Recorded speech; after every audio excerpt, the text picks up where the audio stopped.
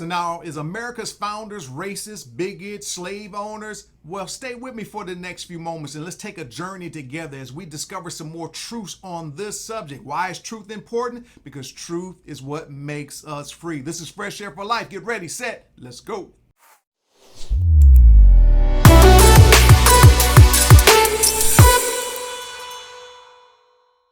Hey, Fresh Air for Life family, this is Anthony D. Crawford. I'm glad that you're back with me as we're delving into some American history and we're getting some truth that will make us free. Listen, I want to talk about founding fathers on today because there's a lot of information, a lot of things shared about, founding fathers. Well, number one, you need to understand, who are the founding fathers? There's a number. You could really probably, take that number well over 100. But when you start talking about the founders who signed different documents, you have 56, signers to the Declaration of Independence.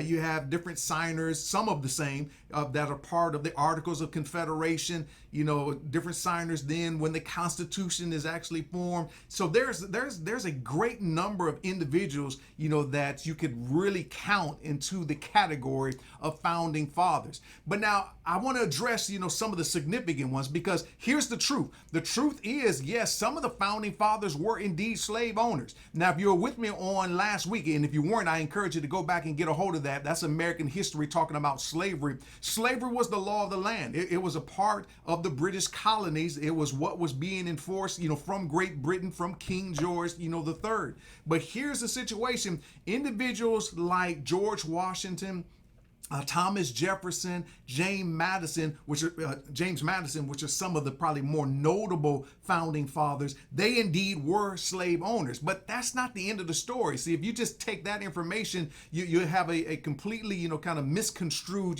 perception about who these men were, because that's not where they ended. A lot of them, again, were just kind of grew up in this particular society where this is the law and this is what is taking place. But they also were growing up as Christians. And they were seeing that, wait a minute, this does not agree with the gospel of Christ. We have a commitment to treat all men equally. So those are three prominent figures, founding fathers, that were slave owners. And then you also had, slave owners that really strongly encouraged and supported slavery from the states of North Carolina, South Carolina, and Georgia. And I say states now, obviously they weren't states at the time.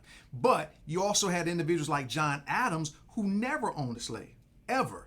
So when he was growing up, as a young adult, had his family, he never participated, in that from a slave ownership standpoint. And then his eldest son is John Quincy Adams. Interesting here, John Adams becomes our second president. John Quincy Adams becomes our sixth president. He's the only president who, after leaving office in the presidency, returns to Congress, and he serves as a representative in Congress for a number of years because he was on a mission to abolish slavery. He was an abolitionist along, obviously with his dad. As a matter of fact, John Quincy Adams, you can see his character in a great movie. If you've never seen it before, Amistad. If you've never seen it, then you should watch it. If you have seen it, but maybe haven't seen it in a while, it's worth going back to look at because you can see, again, the various tensions and things that are going on where slavery is concerned and how many individuals, black, white, and various other ethnicities for that matter, that was against it. Some other founding fathers like Benjamin Franklin and Benjamin Rush, they actually established the very first anti-slavery society in 1774. So again, these are founding fathers, but they are completely against, slavery. Then after the Revolutionary War, many, as a matter of fact, I would say most of those who actually did own, other than some that were still in the South, representing the Southern, states, they actually released their slaves. George Washington released, slaves and so forth. James Madison had a completely different heart, behind things, where you begin to look in his writings because he was one of the individuals that had an issue about the 3/5 clause that was put into the Constitution in 1787. We're going to come back and talk about that soon too. But understand something, these individuals had a completely different shift once they got out of the oppressive, pressure of Great Britain and the British government. Now that they were starting to be allowed to exercise freedom, themselves, they started to set things up. Watch this, based upon the principles of the gospel of Christ. Here's another interesting note too. Thomas Jefferson, who again had slaves at one point, In his memoirs, towards the latter part of his years, he's actually even warning,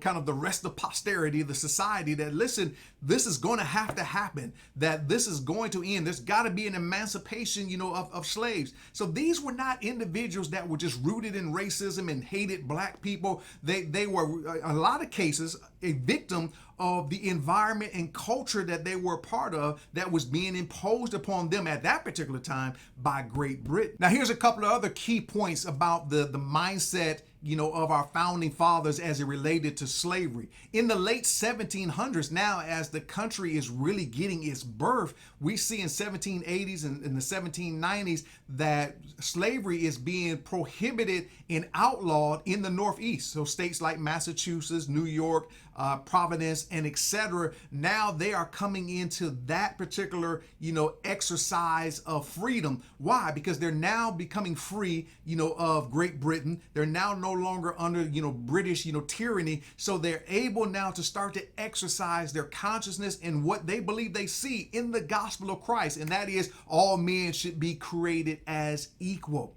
And then also with that, we see right there in the late 1700s as well, that then President George Washington, he signs a congressional act that prohibits slavery from ever existing in areas that were coming in new, now pretty much new territories like Ohio, Indiana, Illinois, Iowa, Wisconsin, Michigan, so forth. So this whole thing is working itself out. When you think about the founding of the nation, don't just simply think about 1776. That's when things started. It's kind of like with you, whenever your birth date and birth year was. Well, man, you probably don't even remember much about them because there was a number of years of development after you were born before you became the man or woman that you are today. Well, that's the same with our country. Yeah, maybe that's when things were birthed, but there was decades upon decades of kind of strife and tension and development for us to arrive to a place where we are today, where everyone has freedom of speech and can express what they think about matters and truths like our history. But it's important for us to make sure that we don't let go of the truths, because it's the truth that's going to make us free as it relates to our history and certainly as it relates to the gospel of Christ. Listen, this is Fresh Air for Life. Give me a thumbs up, like, comment, all those good things. Stay with me as we're going to continue on, because I want to get into some of that 3/5 clause, and because there's some misconception about that as well. We need truth on the matter, truth that will make us free. Be blessed and be strong. Bye.